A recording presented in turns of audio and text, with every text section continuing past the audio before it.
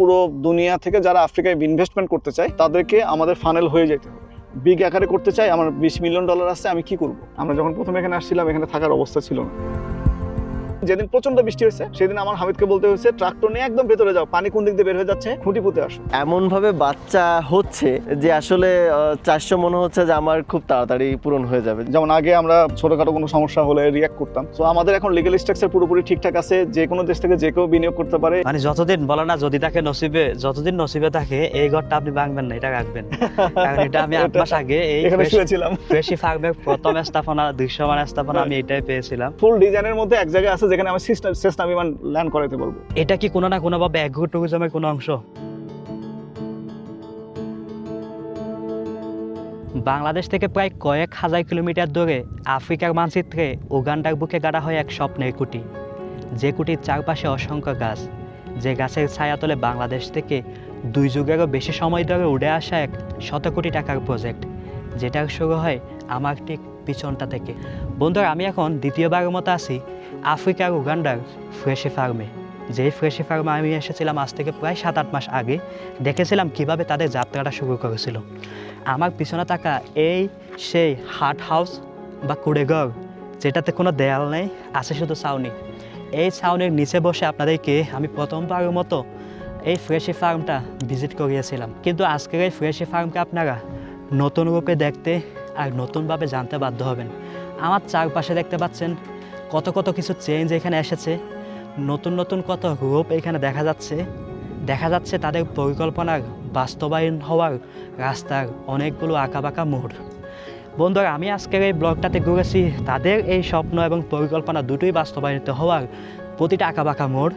জেনেছি এখানকার ভালো মন্দ, কীভাবে এসেছেন এত দূর, যাবেন আর কত দূর, পাঞ্জারি আর কত দেরি, স্বপ্নের এই ফ্রেশি ফার্ম কবে দাঁড়াবে সেই স্বপ্নের চূড়ায়। জানার চেষ্টা করেছি আমি, জানানোর চেষ্টা করেছি আপনাদেরকেও। পুরো ভিডিওটা শেষ পর্যন্ত দেখুন। মনোমুগ্ধকর সব দৃশ্যগুলো আর মানসিক প্রশান্তি পাওয়ার মতো সব বিষয়বস্তুগুলো আপনাদের সাথে আমি শেয়ার করেছি।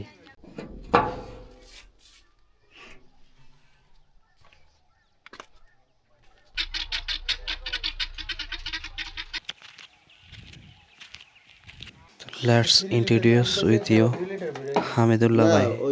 ইউ শো মি ফার্স্ট, ওকে? তো আপনাদের সকাল হয়ে গেল, এভাবে প্রতিটা দিন শুরু হয়? হ্যাঁ, আমাদের প্রতিটা দিন এভাবেই শুরু হয়। হাজিরা দিয়ে আমাদের ছেলেদের সব কিছু জিজ্ঞেস করা হয় এবং ছোট করে একটা মিটিং হয় যে কোনো সমস্যা আছে কিনা বা কোনো কিছু ঠিক করতে হবে কিনা বা কোনো প্রবলেম হচ্ছে কিনা এদের। এখানে কতজন আছেন এখন আপাতত হচ্ছে আমরা 35 জন আছি, ইন্টারন্যাশনাল স্টাফ বাদে 35 জন কাজ করতেছে। আমাদের স্টাফটা যখন ড্রাই সিজন, এটা ড্রাই সিজন, এই জন্য আর কি স্টাফ কম, আমরা কিছু স্টাফকে একটু কমাই রাখছি। কিন্তু সিজনে 70+ 80+ স্টাফ থাকবে, কারণ আমাদের হিউজ পরিমাণ কাজে ইনশাল্লাহ। তো আসি, এখানে অ্যাটেন্ডেন্স হচ্ছে, আমরা দেখবো আজকে সারাদিন কি হয় এখানে। আমাদের দুম্বার ঘরের, প্রতিটা দুম্বার ঘরের রাত্রে চাবি রেখে দেওয়া হয়, বিকালে চাবি সব কিছু গুছায় দুম্বা গুনে এরপরে হচ্ছে চাবি রেখে দেওয়া হয়, দেন সকালে আবার চাবি দেওয়া হয়। হ্যাঁ, এখন মূলত তারা কে কোথায় যাচ্ছে? আমাদের প্রতিটা গ্রুপ আলাদা আছে, যারা ফিক্সড আছে। আমাদের ডক্টর আছে, দুম্বার ডক্টর আছে, উনি হচ্ছে আমাদের এই শিপ এবং দুম্বা সেক্টর, মানে দুম্বা সাইডের হেড উনি। আমাদের প্রতিটা বিভাগই আলাদা, যেমন গাছ যারা কাটতেছে এরা আলাদা একটা বিভাগ, এই শিপ অ্যান্ড দুম্বার এটা আলাদা বিভাগ। তো এই বিভাগের লোক এরা চলে যাচ্ছে, এই বিভাগের হেড হচ্ছে ডাক্তার। এখন যারা অবশিষ্ট আছে এরা হচ্ছে জমি পরিষ্কার করতে যাবে এবং ভিতরে প্রায় 2 কিলোমিটার অলরেডি আমরা 2 কিলোমিটারের মতন পরিষ্কার করে ফেলছি, আর 1 কিলোমিটারের মতন বাকি আছে পরিষ্কার করতে। ওইটা পরিষ্কার করে শেষ হলে আলহামদুলিল্লাহ আমাদের 1000 একর জমি কোনো রকমভাবে শেষ হচ্ছে পরিষ্কার করা। Totally ready to use? এখনও রেডি টু ইউজ হয়নি, কারণ এরপরে চার্জ দিতে হবে মিনিমাম 5 বার, তারপরে হচ্ছে আপনি জমিটা রেডি হবে।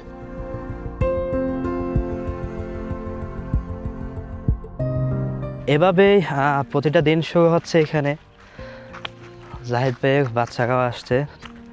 আমরা এখন যাচ্ছি এখানে ক্যাটলগুলো দেখার জন্য।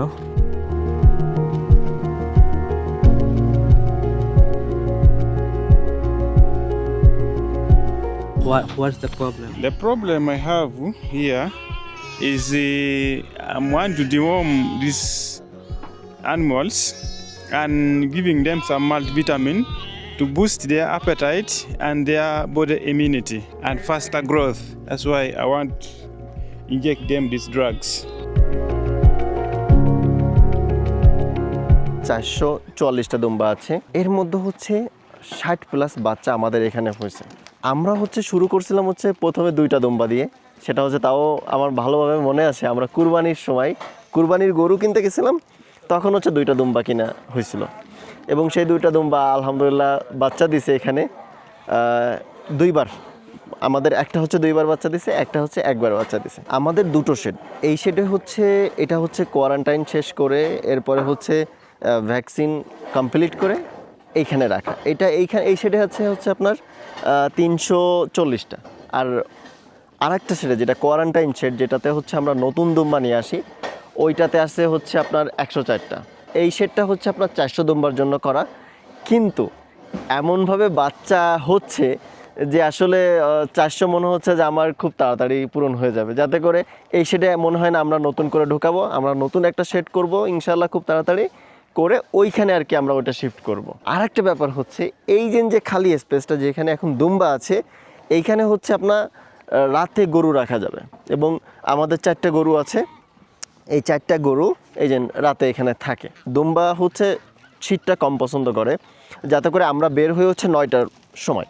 তো 9টা পর্যন্ত ছেলেরা হচ্ছে ম্যানুয়ালি ঘরটা পরিষ্কার করে এবং 9টার আগে ওরা নাস্তা করে 9টার সময় দুম্বা নিয়ে চলে যায়।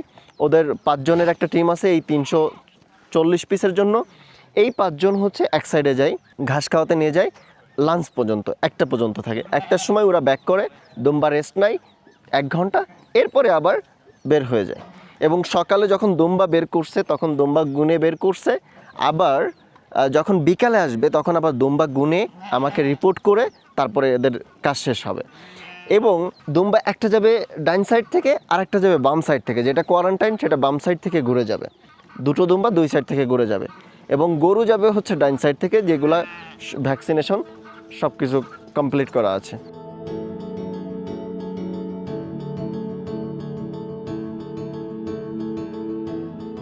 Lancha, bring male sheep, okay? No, this one. এত বড় খামার এসে যদি ছাগলই খাওয়া না হয় তাহলে কেমনে কি? নিজ হাতে জবাই করলাম, এটা দিয়েই আজ লাঞ্চ এবং ডিনার হবে। পৃথিবীতে যে কোথাও দ্বিতীয়বার গেলে মনে হয় যেন নিজ ঘরে এসেছি। ঠিক একই ব্যাপারটা ঘটেছে এই ফ্রেশি ফার্মের ক্ষেত্রে।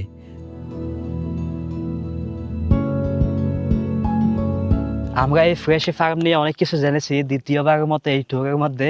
আজকের এই ফ্রেশি ফার্ম, আজকের এই উগান্ডার এই মাটির যে তদারকি অ্যান্ড এখন এই পর্যায়ে এসে যে অবস্থান, ডেফিনেটলি দর্শকরা মনোমুগ্ধকর কিছু আপগ্রেড দেখতে পেয়েছেন।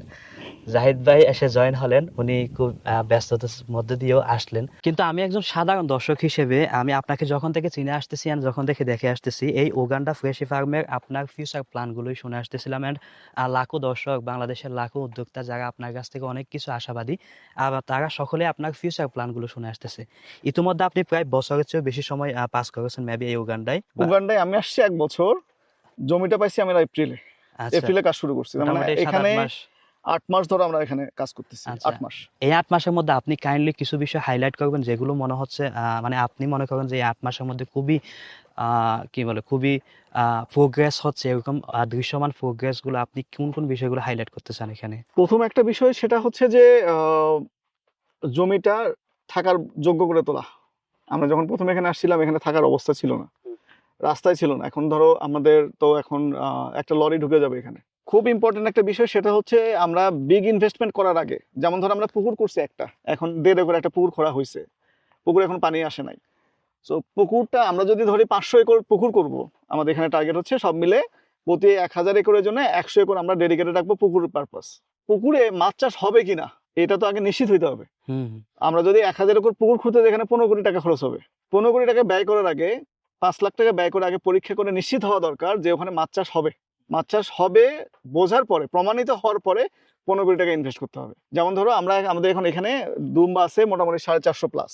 হ্যাঁ, তো 450 প্লাস যে দুম্বাটা আছে, আমরা এখন নিশ্চিত যে আমরা এখন 5000 দুম্বা রাখলেও এখানে হবে। প্রথম যেটা করতে হবে, যার যত টাকাই থাকুক না, অ্যামাউন্ট যদি ব্যাপার না হয় যে না 500 কোটি টাকা নিয়ে বসে আছে, প্রথম উচিত হচ্ছে পাইলটিং করা, মেন ইনভেস্ট করা, ইনভেস্টরের টাকা। তো সিজন, মাটি, পানি, বাতাস বুঝে আমাকে ডিসিশন নিতে হবে। বাট ডিসিশন যেটা নিলাম, ওই ডিসিশনটা সঠিক হলো কিনা সেটা বিচার বিশ্লেষণ করে পরীক্ষা করে নিশ্চিত হইতে হবে মাঠ পর্যায়ে, তারপরে মেন ইনভেস্টমেন্টে যেতে হবে। এখন আমি আসছি, আমার কাছে টাকা আছে, আমি 10,000 দুম্বা কিনে নিয়ে আসি, এখানে চাষবাস শুরু করে দিছি, রং অসুস্থ হয়ে যাবে। সো এখন আমাদের সাকসেস, 8 মাসের সাকসেস যেটা, সেটা হচ্ছে থাকার অবস্থা তৈরি করা হয়েছে। আমরা 600-700 একর ক্লিয়ার করতে পারছি জমি, সাথে আমরা দুম্বার ব্যাপারটা নিশ্চিত হতে পারছি, গরুর ব্যাপারটা নিশ্চিত হতে পারছি, ড্রাগনের ব্যাপারটা নিশ্চিত হতে পারছি। এখন আমরা এগুলোতে ইনভেস্ট করতে পারবো। কিন্তু ইনভেস্ট করতে পারবো মানে এটা না যে কালকে আমরা হাটে গিয়ে 200 দুম্বা কিনে নিয়ে আসবো। কারণ হাটে গেলে কোনোদিন খালি হাতে আসা লাগে, কোনো দুম্বাই পছন্দ হয় না, কোয়ালিটি। কোনো দিন আছে 10টা কিনতে গেছে 20টা কিনে নিয়ে চলে আসছে, এরকম। একটু স্লোলি কিনতে হবে, কোয়ারেন্টাইন করতে হবে, সিস্টেমটা এরকম সিস্টেম করে করে আগাতে হবে।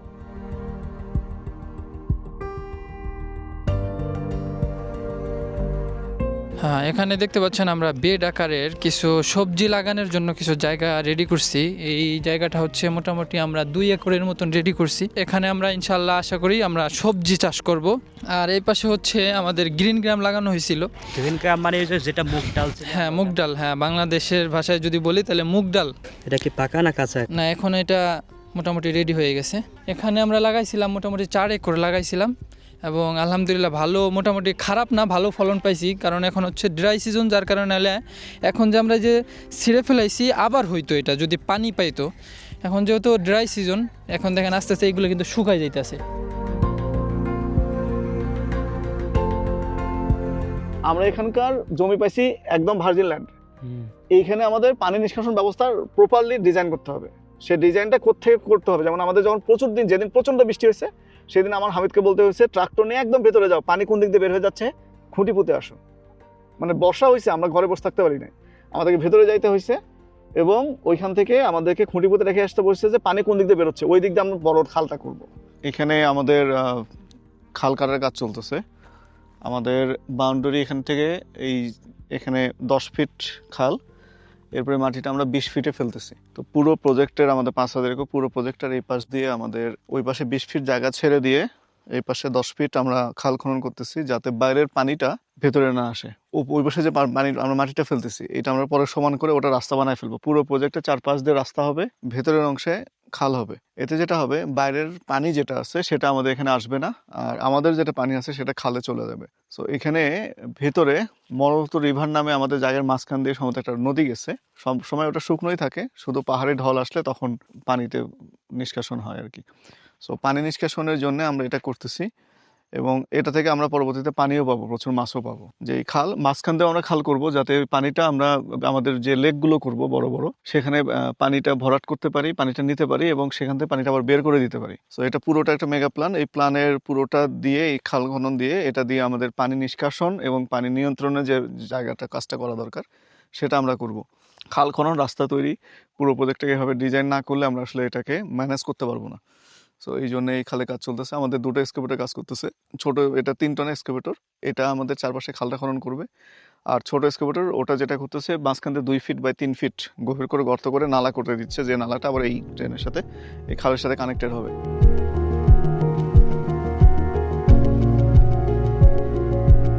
পুকুর মনে হয় দেখা হয়েছে, ওই পাশে পুকুর হয়ে গেছে। আমাদের মাছ চাষের ব্যাপারটা যদি আমরা পরীক্ষামূলকভাবে সফল হই, তাহলে প্রতি 1000 একরের জন্য আমরা 100 একর বড় একটা দিঘি রাখবো, আর 100 একর ছোট ছোট ছোট ছোট বিভিন্ন জায়গায় পুকুর করব, যাতে সেখান থেকে লোকাল সেচটা কমপ্লিট করা যায় আর কি। তো পানি স্টোর না করে রাখলে ড্রাই সিজনে যেটা সমস্যা হয়, সেটা পানির অনেক সমস্যা এলাকায়।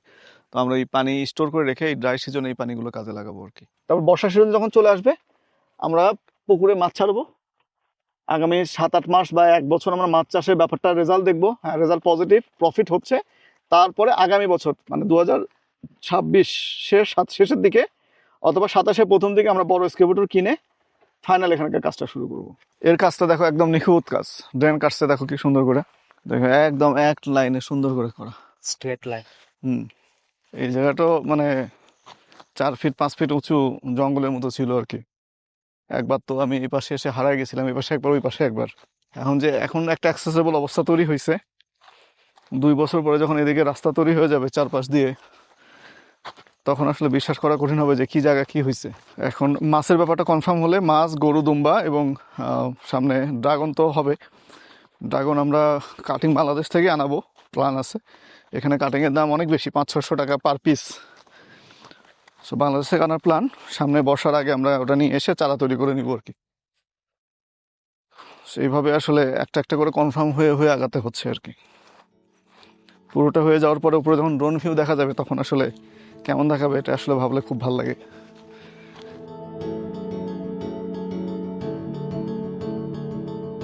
আমাদের দুম্বাগুলা সকালবেলা যে বের হয়ে গেছে, আর এর মাঝখানে একবার আমাদের নিচে গাছগাছালি আছে, ওখানে মনে করেন দুম্বাগুলা ছাওয়ায় থাকে। এবং এখন বাঁচতেছে হচ্ছে প্রায় 5:30টার মতন। এখন আমাদের দুম্বাগুলা ফিরে আসলো এবং এখানে আমাদের দুম্বা যাওয়ার পরে নিচে থেকে উঠে পানি এখানে রাখা হয়, কয়েকটা শেড আছে পানির জন্য।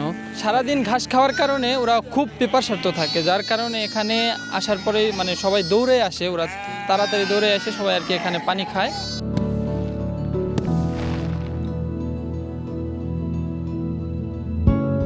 এইখানে স্থানীয় জায়গায় কাজকর্ম করতেছেন শ্রমিকরা, তাদের কাছ থেকে বিহেভিয়ার কেমন পাচ্ছেন?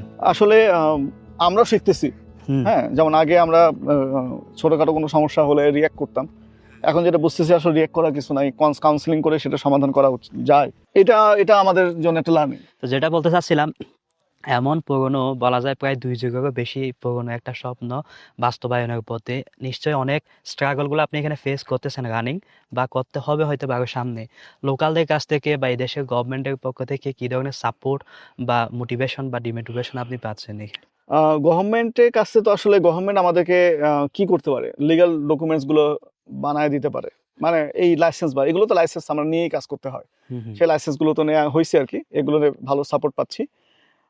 এখানকার আমরা যে ফার্ম এলাকায় করছি, এখানকার আরডিসি মানে ডিসি পদমর্যাদার যিনি, তারা আমার এখানে আসছেন, এখানে রাতে থাকছে, তারাও খুবই পজিটিভ আমাদের কাজের ব্যাপারে। এবং যাদেরকে আমরা ওদিকেও বলতেছি, যাদেরকে গভর্নমেন্টের যে জায়গাগুলো যাচ্ছি, পজিটিভ রেসপন্স পাচ্ছি।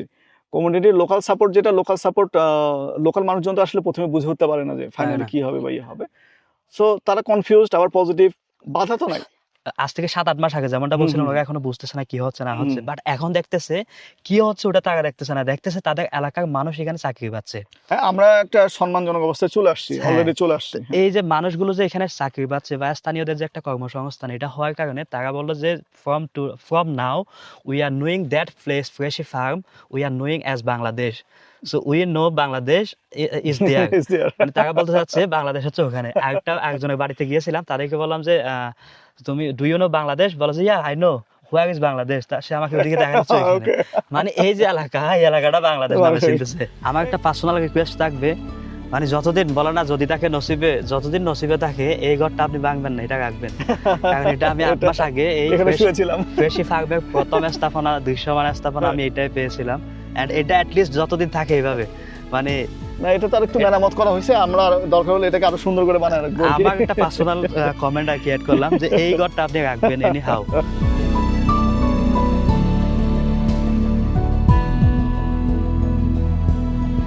এখানে দেখতে পাচ্ছেন, এখানে হচ্ছে আমাদের হাঁস, মুরগি এবং খরগোশগুলো থাকার জায়গা হচ্ছে। আর এই পাশে আছে মুরগির যে বাচ্চাগুলো, ছোট বাচ্চা, তাদের থাকার সিস্টেম করা হয়েছে। আমাদের এই হাঁস মুরগিটা আপাতত আমাদের কমার্শিয়াল প্ল্যানে নাই। এখানে আমরা মুরগিগুলো আনছি ডিম খাওয়ার জন্য। আসল উদ্দেশ্য হচ্ছে ডিমগুলো আমরা কীরকম পাই এটা আর কি যাচাই করার জন্য। তো আমরা প্রতিদিন 4-5টা করে ডিম পাইতেছি। আপাতত আমাদের এখানে প্রায় 35টার উপরে মুরগি আছে এবং 10টা কবুতর আছে। এবং আলহামদুলিল্লাহ আমাদের কবুতরেও ডিম পাচ্ছে, এখানে আসার পরে ডিম পারছে। আশা করি কিছুদিনের মধ্যে আমরা বাচ্চাও পাবো। 2 জোড়া কবুতরে আমাদের ডিম পারছে। আর ওই পাশে হচ্ছে আমাদের হাঁসগুলা থাকে। আমাদের মোটামুটি 8টা হাঁস আছে, 8টা না 9টা হাঁস আছে এবং 7টা খরগোশ আছে। এই পাশে হচ্ছে আমাদের খরগোশগুলা থাকে এবং এখানে এই নিচেও খরগোশ থাকে। এবং খরগোশগুলা, মজার বিষয় হচ্ছে রাত্রেবেলা খরগোশগুলো সব বের হয়ে যায়। গরমের কারণে ওরা রাত্রেবেলা একদম আমাদের এই বাউন্ডারি পুরোটা খরগোশগুলো ঘুরে ঘুরে দেখে। এবং এই পাশে হচ্ছে আমাদের হাঁসগুলা থাকে। আমাদের মোটামুটি 9টার মতন হাঁস আছে, এখানে হাঁসগুলা থাকে। হাঁসেও আমি এর আগে আমরা হাঁসেরও 2-1টা ডিম পাইছিলাম। হাঁসটা ওরকমভাবে ডিমটা আর কি করে দেওয়া শুরু করে নাই, মোটামুটি আমরা 2-1টা করে পাচ্ছি। ইনশাল্লাহ আশা করি দেখি সামনে কি হয়। এবং এই পাশে হচ্ছে আমাদের যে ছোট বাচ্চা মুরগিগুলো আছে ওইগুলাকে রাখি, কারণ হচ্ছে বড় বড় এখানে চিল আসে, কাক আসে, যার কারণে বাচ্চাগুলো আর কি ভয়ে থাকে, যার কারণে এই বাচ্চাগুলোকে আমরা ভিতরে রাখি এখানে, যাতে বাচ্চাগুলোকে কেউ ধরে না নিয়ে যায়, মানে বড় বড় যে চিল আছে ওরা যাতে ধরে নিয়ে যেতে না পারে।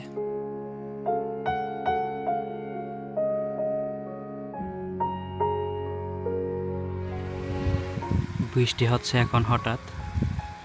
এই বৃষ্টিগুলো এই ফার্ম নয়, শুধু পুরো আফ্রিকার মানচিত্রের জন্য যে কত বড় আল্লাহ তাআলার রহমত, এটা একমাত্র তারাই অনুভব করতে পারবে যারা কোনো না কোনোভাবে এই ফার্মিংয়ের সাথে জড়িত আছেন।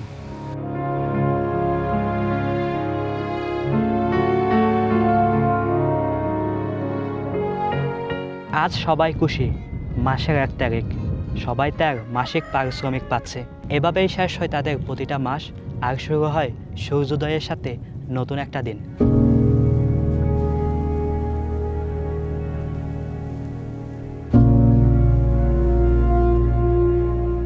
আমি প্রায় বছর দেড়েক আগে যখন আপনার পডকাস্টগুলো শুনতাম, ওইখানে একটা ওয়ার্ড শুনেছিলাম যেটা আমার এখনো মনে পড়ে, লাইক অ্যাগ্রো ট্যুরিজম, এরকম একটা বিষয় শুনেছিলাম। তো আজকে এখানে উগান্ডায় এসে যখন এত সুন্দর, বিশেষ করে আমরা যখন অনেক বিভিন্ন টুরিস্ট স্পটগুলোতে যাই, আফ্রিকার বিভিন্ন নান্দনিক রিসোর্ট টাইপের যে ঘরগুলো বা কটেজগুলো বা লজ, সেরকম এখানে দেখতে পাচ্ছি। তো এটা কি কোনো না কোনোভাবে অ্যাগ্রো ট্যুরিজমের কোনো অংশ, বা অ্যাগ্রো ট্যুরিজম বিষয়টা যদি আমাদেরকে একটু এক্সপ্লেন করতেন। এটা আমেরিকা অথবা ফ্রান্স এখানে পরিচিত।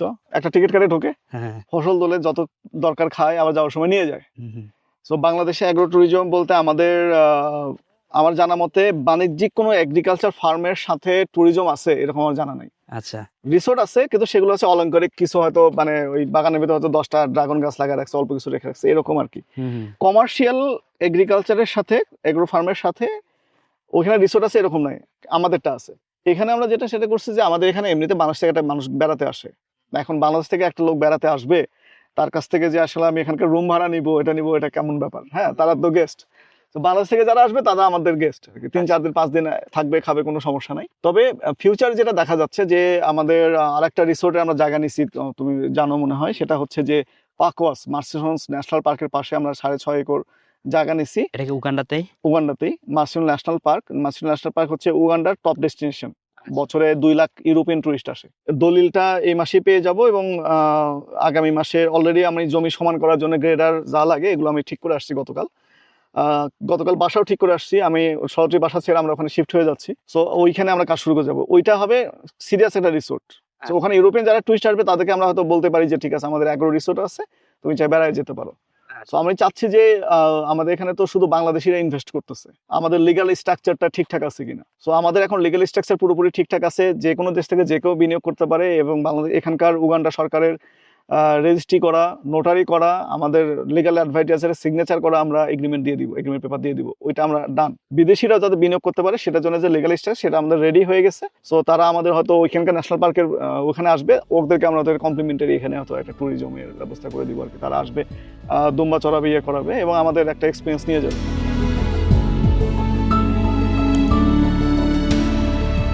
আরেকটা ইম্পর্টেন্ট আপডেট আছে, যেটা গত এপ্রিলে তোমাকে বলছিলাম, সেটা হচ্ছে যে আমাদের এখানে 1000 একর, এটা হচ্ছে বিক্রয় চুক্তি হয়ে গেছে, এটা আমাদের টাইটেলও বের হয়ে গেছে আর কি এই জমির। আর 4000 একর আগামী 4 বছর আমরা লিজ দিব, লিজের টাকা দিব। 4 বছর পরে এই জমিটা আমরা যে দামে নিয়ে নিচ্ছি, ওই একই দাম পরিশোধ করে ওই জমিটা আমরা একবারে এখানে কেনার চুক্তি করে ফেলছি আর কি। টোটাল মালিক থাকবে ফ্রেশি ফার্মে নিয়ে আসবো। যেমন এটার টাইটেল চলে আসছে, ওটা টাইটেল চলে আসলে আমরা এই টাইটেলগুলো পুরোটা ফ্রেশি ফার্মের নামে টাইটেলটা ট্রান্সফার করবো, মানে যেটা এখানকার হিসেবে যেটা জমির মালিকানার দলিল, যেটা আমরা এখন ধরো এই কিউআর কোড স্ক্যান আছে ওই ইয়েতে, ওই টাইটেল যে পেপার আছে ওইটাতে কিউআর কোডও আছে, যে কেউ স্ক্যান করলে ওই জমির মালিকানা কার নামে আছে, কি আছে, সব চলে আসে এতে পুরো সিস্টেম ডিজিটালাইজ। কারণ আমাদের জমি যে আরেকজন বিক্রি করে ফেলবে, বা মালয়েশিয়ায় যে সমস্যা হয় 1 জমি 3 বেচা হয়, ওটা এখানে সম্ভব না আর কি। একদম কেউ যদি জানে যে কীভাবে জমির মালিকানা চেক করতে হয়, সে সহজে এটা ধরে ফেলবে। সো ওইটা আমাদের এদের মালিকানায় চলে আসছে। এখন আমরা এই মালিকানাটা ওই 4000 একর চলে আসছে, দুটো একসাথে মিলে আমরা এটা আমাদের নামে কোম্পানির নামে ট্রান্সফার করে ফেলবো। আমার ফুল ডিজাইনের মধ্যে এক জায়গায় আছে যেখানে আমি সেসনা বিমান ল্যান্ড করাইতে পারবো 2 কিলোমিটার, কি land? রানওয়ে বানাই ফেলবো। ও এখানে মানে আপনি বিমান নাম প্রাইভেট ওই যে jet যেগুলো বলে, হ্যাঁ, বাহ what a ওটা নামার great ব্যবস্থা idea. আমি মাঝখানে করবো 4,000 একর ওইদিকে করে ফেলবো আর কি। আমি যতদূর জানি আপনি যখন এই ফ্রেশি ফার্ম উগান্ডার ক্রাউড ফান্ডিং নিয়ে শেয়ার লঞ্চ করেন, টোটাল কত শেয়ার যেন ছিল? 15,000। 15,000। মোটামুটি পজিটিভ সারা এটা কেমন পাচ্ছেন? এটা কিরকম হয় এই ধরনের প্রজেক্টে ইনভেস্টমেন্টের ক্ষেত্রে হুম হুম। শুরুতে মানুষ চিন্তা করে যে দেখি না কি হয়। কি হয়? এখানে 3 ধরনের মানে গেস্ট আসে। এক গ্রুপ হচ্ছে যে জাহিদ ভাই বাটপার, এরা খেপা, হুম হুম। খুবই কম একটা পার্সেন্টেজ আছে। একটা গ্রুপ হচ্ছে আমাদের অন্ধভক্ত, জাহিদ ভাই বলছে মানে এটা হয়ে গেছে। হয়ে গেছে। 90% আছে যারা দেখতে চায় যে আচ্ছা দেখি না কি হয়। হুম হুম। হ্যাঁ, এই 90% আসলে মেইন ব্যাপার। প্রথমের দিকে যারা ইনভেস্টমেন্ট করছে তারা হচ্ছে আমাকে খুবই পজিটিভলি নেয় তারা। এখন ইনভেস্টমেন্ট একটা রেগুলার বেসিস শুরু হয়েছে, মানে রেগুলার একটা ইনভেস্টমেন্ট আসতেছে। আমাদের অ্যাপ্লিকেশন ওয়েবসাইটের মধ্যে আমাদের অ্যাপ্লিকেশন করা আছে, ওই অ্যাপ্লিকেশন রেজিস্ট্রেশন করে ওখানে বুকিং দিতে হয় একজন কতটুকু শেয়ার পারচেস করতে চায়। হুম। সো ওইটা বুকিং দিয়ে তারপর টাকা পাঠাইতে হয়। আগামী বছর এটা আরো বাড়বে। 3rd ইয়ারে গিয়ে এমন হবে যে আসলে শেয়ার থাকবে না, মানুষ রিকোয়েস্ট করবে বাট আমরা সবাইকে হয়তো দিতে পারবো না। সো গ্রাফটা আসলে প্রথমে এরকম আসবে, আস্তে আস্তে উঠবে। উঠবে। এটা যে এরকমই হবে এটা জানা আর কি, এরকমই হওয়ার কথা।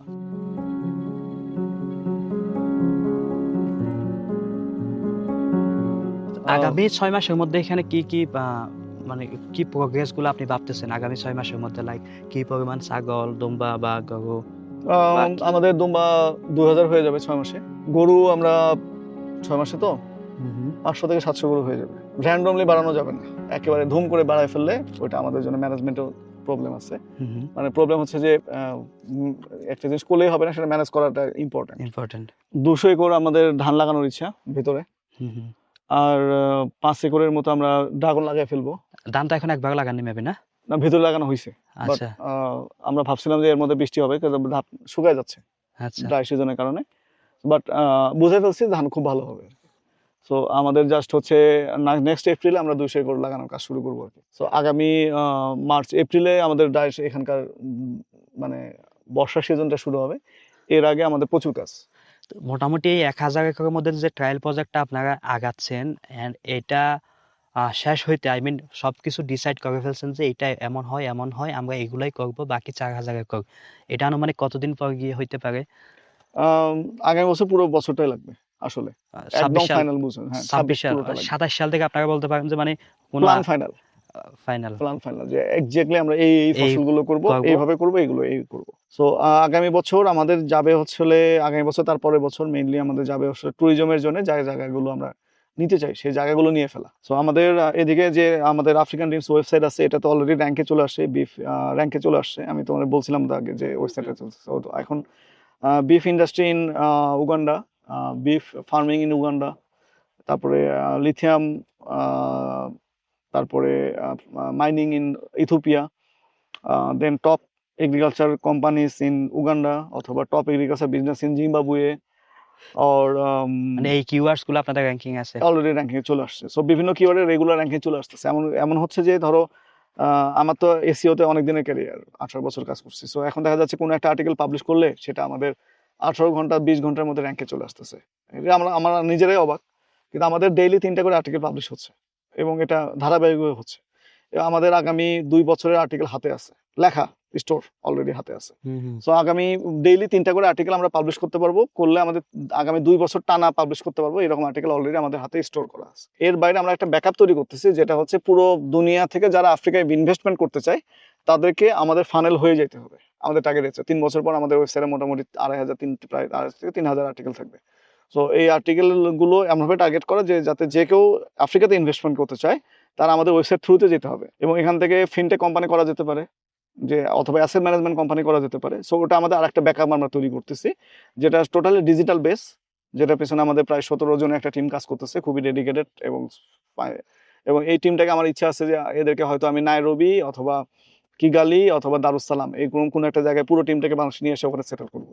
আমাদের কনসালটেন্সি ফান্ড তৈরি করা আফ্রিকা মেইনল্যান্ডে এসে তারা আফ্রিকাকে প্রেজেন্ট করবে। রাইট। আমরা যেহেতু আমরা এটা নিয়ে রিসার্চ বেস কাজ করতেছি, আমাদের টিম এখনই ওয়েবিনার করার মতো অলরেডি দক্ষ, ইনভেস্টমেন্ট ব্যাপারে কনসালটেন্সি করার মতো দক্ষ। আমরা একটাকে আর্টিকেল লিখতে গেলে সেখান থেকে কিন্তু অনেক পড়াশোনা করতে হয়। সো আমরা অলরেডি বিভিন্ন দেশগুলোর উপর আমাদের এক্সপার্টিস তৈরি হয়ে যাচ্ছে এবং আমাদের টিমের প্রত্যেকে আলাদা আলাদা রিজন ভাগ করে দেওয়া, যাতে ওই নির্দিষ্ট একটা বিষয়ে সে দক্ষ হয়ে ওঠে। এই প্রজেক্টটা নিয়ে আমরা খুব সিরিয়াস। আমাদের যতগুলো প্রজেক্ট হচ্ছে, এই প্রজেক্টটা আমার মনে হয় সবচেয়ে সামনে, সবচেয়ে বেশি সম্ভাবনা আছে, পোটেনশিয়াল। এইটার অ্যাডভান্টেজ তো আমরা এখানে পাবো। যেমন জার্মানি থেকে কিছু আগে একজন নক করছে, দেন ডেনমার্ক থেকে নক করছে, তারা নাগরিক, ওখানকার নাগরিক। আমি বলছি যে তোমরা আরো 3 মাস পরে আসো, তুমি 3 মাস পরে আসো, আমরা রিসোর্টে কাজটা শুরু করি, তারপর তুমি আসো, শিডিউলটা। দেন রিসেন্টলি আমি গত পরশুদিন আমি কিগালি থেকে, মানে রুয়ান্ডা থেকে ব্যাক করলাম। সো ওইখানকার আমরা রকমারি অন্যরকম গ্রুপের সোহাগ ভাই আসছিলেন, তারপর সপাপের জিয়া ভাই আসছিলেন। সো আমরা অনেকগুলো, ওনাদের মিটিং ছিল, বাট আমি ওখানে অ্যাটেন্ড করার সুযোগ পাইছি। এখানকার ইনসাইটগুলো অনেক কিছু বুঝতে পারলাম, যে ক্লাবগুলোর সাথে আমরা পরবর্তীতে এনগেজ হতে চাচ্ছি। তারপর ministry of agriculture, ministry of আইসিটির সাথে মিটিং করে আসছি। সো আমি যেটা বুঝতে পারলাম যে আমরা যেটা বানাচ্ছি যেটা, সেটা অ্যাকচুয়ালি ওনাদের খুবই দরকার, ওনারা এটাই খুঁজতেছে। সো আমরা ফিউচারটা চিন্তা করে সেটা এখন কাজগুলো করতেছি। এটার রেজাল্ট আমরা আগামী বছরই ইনশাল্লাহ পাওয়া শুরু করবো।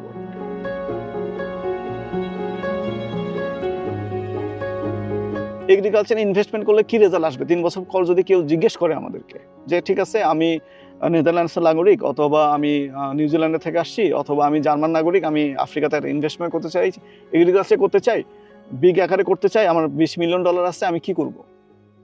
সে আমাদের এখানে আসবে। কনসালটেন্সি ফার্ম হিসেবে আপনারা একই হচ্ছে আমাদের কাছে, তাদের কনসালটেন্সি দিচ্ছি। দেন আমরা তাদেরকে ক্লিয়ারলি বলতে পারবো, ওকে ইউ কাম, ফিজিক্যালি আমাদের প্রোগ্রেসটা দেখে যাও। উপরে বেলুনে উড়ে উড়ে গিয়ে উপর থেকে সে দেখবে যে নিচে আমরা কি ডিজাইন করছি। হট এয়ার বেলুন আমরা এখানে চালু করার ইচ্ছা আছে। সো উপর দিয়ে সে দেখবে যে এখানে আমরা কিভাবে ডিজাইন করছি। সো এরপরে তারা যদি কাজটা করতে দেয়, কাদেরকে করতে দেবে। সো এই ধরনের কন্ট্রাক্ট এবং কনসালটেন্সি এগুলো করার আমাদের একটা বড় সুযোগ। আমাদের এখানে আরেকটা ইন্টারেস্টিং ব্যাপার হচ্ছে, সেটা হচ্ছে যেহেতু আমাদের এখানে 5000 একর, অর্থাৎ 15,000 বিঘা, এবং আমাদের $1,000 প্রতি শেয়ারে 1 বিঘা জমি আমরা বরাদ্দ রাখছি আর কি। সো এখানে 15,000 শেয়ার আমাদের, এবং 15,000 বিঘাতে আমাদের এখানে যে ম্যাপ আছে, গুগল ম্যাপ অনুযায়ী যে কোঅর্ডিনেটস আছে, সেই কোঅর্ডিনেট অনুযায়ী আমাদের সফটওয়্যারে আমরা ওইভাবে ব্লক ভাগ করতেছি। অর্থাৎ আমাদের এখানে যে রাস্তা করা আছে প্যারালাল, এই রাস্তার মধ্যে 10 একর করে আমাদের ব্লক করা। সো এই ব্লকগুলোতে মধ্যে আবার আমরা ভাগ করে ফেলতেছি। অর্থাৎ আমরা ভিজুয়ালি একটা ম্যাপ তৈরি করতেছি গুগল ম্যাপের কোঅর্ডিনেটস অনুসারে। যখনই কেউ বুকিং দিচ্ছে অথবা কেউ পেমেন্ট কনফার্ম করতেছে, তার জন্য ওই প্লটটা বরাদ্দ হয়ে যাচ্ছে তার নাম সহ। এটা আমাদের ডেভেলপমেন্ট চলতেছে। আমাদের মনে হয় ডিসেম্বরের 20 তারিখের মধ্যে এটা কমপ্লিট হয়ে যাবে। এরপর আমরা রিলিজ করব। এখন আমাদের বুকিং অনুযায়ী যে অ্যালোকেশনগুলো, এগুলো প্র্যাকটিস চলতেছে। সো আমাদের অরিজিনাল গুগল ম্যাপ অনুযায়ী যে ড্রয়িংস এবং কোঅর্ডিনেটস, ওই হিসাবে আমাদের পুরো 5,000 একরকে আমরা 15,000টা প্লটে ভাগ করছি, এবং প্রত্যেক প্লট প্রত্যেকের যার যে কয়টা শেয়ার নেবেন, সেই কয়টা শেয়ার তার নামে ওইভাবে আমাদের ম্যাপে বসে যাবে। এটা ভিজুয়ালি আমাদের ইউজার যারা বা আমাদের ইনভেস্টর যারা আছেন, তারা সরাসরি দেখতে পারবেন। আর এটার সাথে আমাদের শুধু এই প্রজেক্টটা তো না, আমাদের এর সাথে হচ্ছে সামনে আরেকটা প্রজেক্ট আসতেছে। এটা পাকুয়াতে মার্সিনসন্স ন্যাশনাল পার্কের পাশে আমাদের একটা রিসোর্ট তৈরি করতে যাচ্ছি আমরা, আপার পিরামিডস নাইল রিসোর্ট, আপার নাইলস পিরামিড রিসোর্ট আর কি। সো ওটা আমাদের জানুয়ারি মাসে ইনশাল্লাহ কাজ শুরু হয়ে যাবে আর কি। সো এই ভিজুয়াল গ্রাফিক্স দেন আদার্স যে আমাদের প্রত্যেকটা প্রজেক্ট, সবগুলো আমরা গুগল ম্যাপে আমরা এইভাবে ভাগ করে নিয়ে আসবো আর কি। সো এটা ভিজুয়ালি আমাদের ইনভেস্টররাও দেখতে পারবেন আর কি। এই ক্ষেত্রে আমরা কি অনেকটা এভাবে বলতে পারি, এতদিন আপনি অ্যাজ এ বাংলাদেশি হিসেবে বাংলাদেশি যারা ইনভেস্টর আছেন ওনাদেরকে নিয়ে আপনি আগাচ্ছিলেন, এখন আপনার যে পুরনো সেই পরিশ্রমের ফলস্বরূপ আপনি ইন্টারন্যাশনাল ইনভেস্টর পেতে যাচ্ছেন ওদের ভবিষ্যতে। একটা ওয়ার্ড আছে, অ্যাক্ট লোকাল, থিঙ্ক গ্লোবাল। আচ্ছা। সো শুধু মানে বাংলাদেশিদেরকে নিয়ে চিন্তা করব, ব্যাপারটা এরকম, এই লিমিটেশন কেন দিয়ে দিব নিজেকে? হ্যাঁ, ডলারের গায়ে তো আর সিল মারা থাকবে না যে সেটা কোথা থেকে আসলো। সো আমরা যদি বিগ কিছু করতে চাই, থিঙ্ক বিগ, যে ওয়ার্ড আরেকটা আমার খুব প্রিয় ওয়ার্ড, থিঙ্ক বিগ, এটা করতে গেলে তো আমি কেন নিজেকে লিমিটেশন দিয়ে দিব? আল্লাহ তাআলা তো আমাকে লিমিটেশন দিয়েছে, বাট অফুরন্ত অনেক বড় একটা পুরো পৃথিবীটাই আমাকে দিয়েছে এক প্রকার বলতে গেলে। শেষ বিদায় তো নবীজি এটাই বলছেন যে কারোর উপর কারোর শ্রেষ্ঠত্ব নাই, তাই না? একজন আবিসিনিয়ার উপরে বা লোকের উপরে বা একজন বড় বংশ ছোট বংশ, এগুলো নাই, সব সমান। সো আমাদের অপরচুনিটি যেটা, সেটা তো সব জায়গায় আমি থাকলে সেটা আমি কেন গ্রহণ করব? বাট এবং সেই সুযোগগুলো আমি কেন তৈরি করে নিব না? অপরচুনিটি আমাকে কেউ কিছু দেবে না, আমাকে তৈরি করে নিতে হবে। আমি যখন তৈরি করে নিচ্ছি তখন আমাকে বড় করে আমি চিন্তা করবো। এন্ড অফ দ্য ডে এই কথাটার মধ্যে আমরা হয়তো বা শেষ করতে যাচ্ছি যে act local think global. Think global. তো লোকালি উনি স্টার্টটা করেছিলেন অ্যান্ড গ্লোবালি হয়তো বা হাঁটতে যাচ্ছেন very soon. Freshi Farm not in Uganda but all over the Africa and beyond. এই পর্যন্ত এটুকুই দেখলাম এই ফ্রেশি ফার্ম উগান্ডায়। Hope you guys enjoyed a lot. আপনাদের ওয়েবসাইট বা যদি তাকে ডেসক্রিপশনে দিয়ে দিতে পারবেন। হ্যাঁ হ্যাঁ, definitely. So go on. Thank you so much for watching this second episode of Freshie Farm in Uganda.